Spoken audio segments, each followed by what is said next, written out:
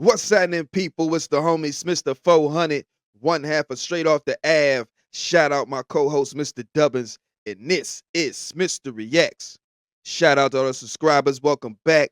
All the new and the old, you feel me? And if you made it to this video, you know what I'm saying, right now, go ahead, give us a like, share, comment, subscribe. New content every day. So check it, man. The homie G Depp is back. He's free. Welcome home. Breaking a 13-year silence. You know what I'm saying? He had turned himself in for a crime that he had committed, and it was just eating his conscience. And it's like, when he actually went and did that, a lot of people like myself were like, man, what's going on with G Depp? Why would he do that? He was free. Like, but I'm pretty sure, like, I mean, I wouldn't know, but I would think it would eat at a man's soul, you feel me, if he was to do some ish that he wasn't, proud of. So without further ado, we gonna get into you know what I'm saying, what he talk about. Shout out Art of Dialogue. Shout out G Depp. Let's get it. G Dope, happy to have you on the platform, man. Yo, man, happy to be here. Happy to be here. Oh, for real, man. It's an honor. Hey, it's an honor for me to have you on the platform, man. Likewise, bro. You already know. Welcome home, man. Yeah, man. Thank you, man. Thanks, man. It's good to be back. How it feels to be a free man. Oh man, it feels good, man. The air is different on this side. You know what I mean? You know what I mean? It's more wind blowing. You know what I'm saying? Yeah, man. What surprised you since you been home? I know it got to be a lot of stuff you got to get used to, man. I don't know. I would have to say, just the technology, is everything is so, instant, being able to, do a lot of the stuff on the phones and you know what I'm saying, and just, being able to, you know, pay for stuff in the store with the phone and the mopeds and scooters riding around everywhere. You know what I mean? You look, it's ill, man. Yeah, man. The people kind of change, man. You know what I'm saying? It's like the the the the also like the construction, like how things look different. Like a lot of this stuff is looking like downtown Chicago now. Like, you know what I'm saying? Like the buildings is just high skyscrapers. When I left, a lot of the stuff was, just warehouses and empty things that said for rent, call this number, and like I come back, you got fully developed, you know what I mean, complexes. Like I'm like, wow, man, I've been going a minute. You know what I'm saying? So for the most part, I could say that's the most surprising to me that stuck out. You know what I mean? Since you've been out, what's been the most challenging for you? The most challenging would be probably learning how to pay for stuff with this Google Pay app. I don't know what the I don't know what I got that money in there and it's just stuck in there, man. I don't know how to get it out, how to pay with it. Like it's probably like my bane right now, man. Yeah, man, a lot done changed. You was locked up for like 13 years, right? Yeah, man. I was in there for around 13 and a half, around something like that. Yes, indeed. So with that being said, let's get right into it, man. For the people that's not familiar with your story, can you go back to November 1993 and detail the incident that led you to go to prison?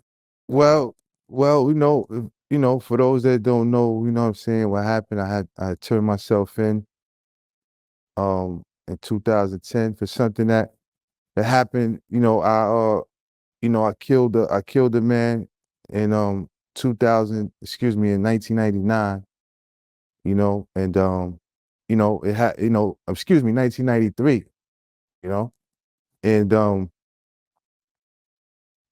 so you know, I was out at night, I doing, the wrong thing, you know what I'm saying? Young, just doing what I thought, I was doing, you know what I'm saying? Tried to, rob the guy and, things went wrong. The guy got shot, I shot him, you know what I mean? And years went by, you know what I mean? I didn't know what had happened to the guy. And after some years and some introspect, I in order to to restore balance to my life and the life of someone, you know, someone's family and things of that nature. I wanted to just turn myself in and then see actually what happened. You know, and I was you know willing to put myself on the line if whether or not he passed on or not. I just I needed to get that off of my mind, off of my heart. And congrats, yo, kudos to him for that, because it's like, to have that on your conscience, man. You feel me? And he's right. Like, people don't take into account that life is about balance. You know what I'm saying? And in order for him to right his wrongs, to go do that time, that definitely, I'm sure, helped his karmic debt. Let's get back to it. So the spirit moved me to turn myself in. I went to the precinct and I told them everything that that happened that night. And and they wound up saying that what I thought happened actually did. So you know here I am 13 years later, man. How was you able to cope with that for all them years? Because it sounds like it was hard for you to live with that burden. I mean it was as I got older, it became harder and harder to shake, you know what I mean? So I just started doing anything I could do to keep my mind off it, you know what I'm saying?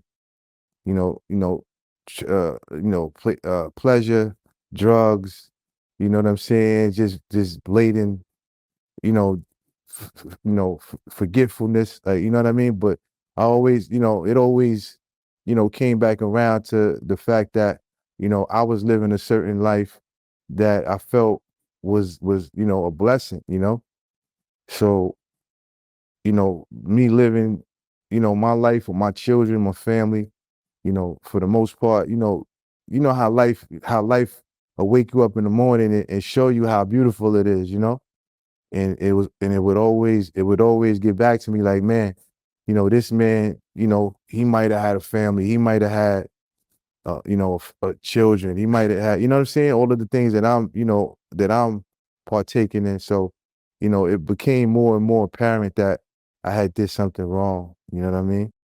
Did you confide to anybody about what you did, or you kept it to yourself? Nah, I mean, as far as the situation, I mean, nobody knew about that per se, you know what I mean? Like, except for, family. I had, told them, a little bit before that, I started really coming to a point where it was feeling like that was what I needed to do. So I confided in a couple of family members. Listen, I did something a while ago that, I don't, I feel a way about, and I really need to, bring this to, some closure. I'm thinking about, maybe turning myself in. What do you think? You know what I mean? And they were like, they told me what they told me. They gave me their opinions. I really wanted somebody to say, yo, listen, man, that didn't happen. Don't worry about it. You were dreaming. You know what I'm saying? I wanted, you know what I mean? Don't worry. What are you saying? I was with you that night. You were, that's not what happened. We were, you know what I mean?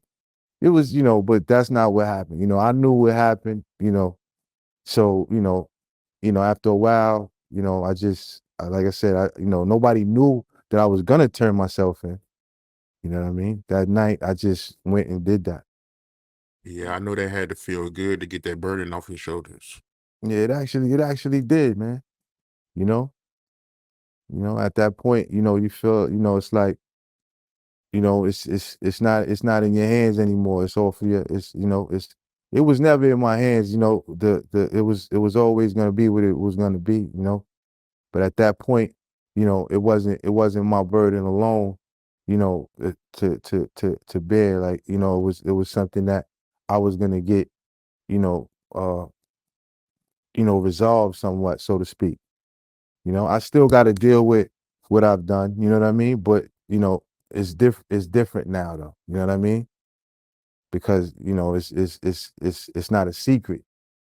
When you was in prison, did regret cross your mind about turning yourself in? I mean, honestly, I can't say it did.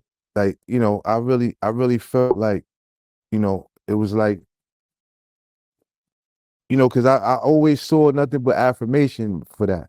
You know what I mean? Like, I started getting stronger. I started, getting, more, people in my life that I was disconnected with. I was getting these connections back. You know what I mean? I was starting to, I was able to, stop a lot of things that I was doing that was detrimental to myself. I stopped smoking, stopped, getting high and all that. You know what I'm saying? So, I saw that, that really was, what I'm saying, something that I needed to do. So it was affirmation to me, man. Things were just coming to, coming into my life that was just, it was undeniable, So, don't get me wrong, like I had my days, you know what I'm saying, where it's like, yo, wow, this is, yeah, yeah, I'm in jail. You know what I mean? And like, yo, it's not really a game, you know what I mean? But it was always, something that would bring me back and make me realize that, I did the right thing. Yeah, man. Shout out to G Dep. That's a very courageous and commendable thing to do, because like he said, to wake up, and see how beautiful life is. I do it from time to time. Sit and just look and just be like, you know what I'm saying? And it feel good because I know what it took, for me and, mine to get where we are. You feel me? But I ain't got nothing on my conscience. You feel what I'm saying? So to imagine having something on your conscience, like I could have robbed somebody. Well, may have robbed somebody else of, that same feeling or, of life itself. You feel me? Shout out to him for sitting down, man. 13 and a half years, though. That's crazy. That's a long time. That's a long time, man. And, you know, he definitely sound like he could get back in that booth. He sound like he still got some vocals up on him, and I'm pretty sure he got some, I ain't gonna hold you. G Dep is one of the reasons that I decided to rap back in them days. You feel what I'm saying? To take a shot at the mic. You feel me? Other than like LL and all the, Juvenile, you feel me, Hot Boys, all that. But like G Dep was like his style was different. You feel me? And that's how I got one of my names. You feel me? I ain't gonna say that name. But that's how I had got one of them names. You feel what I'm saying? So shout out to G Dep, man. Big inspiration, man. Glad you back. If you made it to this point in the video, go ahead, give us a like and subscribe. You feel me? Join the fam. Once again, shout out to the subscribers. Um, Shop the merch store, man. Shop Law Surgeon Co. Loco. You feel me? I rock it every day. I got so many of them. You know what I'm saying? I could flip flop it however I want to do it. You feel me? That's one of the dope things about having your own brand. You know what I'm saying? But yeah, man. It's the homie Smitster 400. This has been Smitster Reacts. Thank y'all for tuning in. Have a good one. We out. Owie.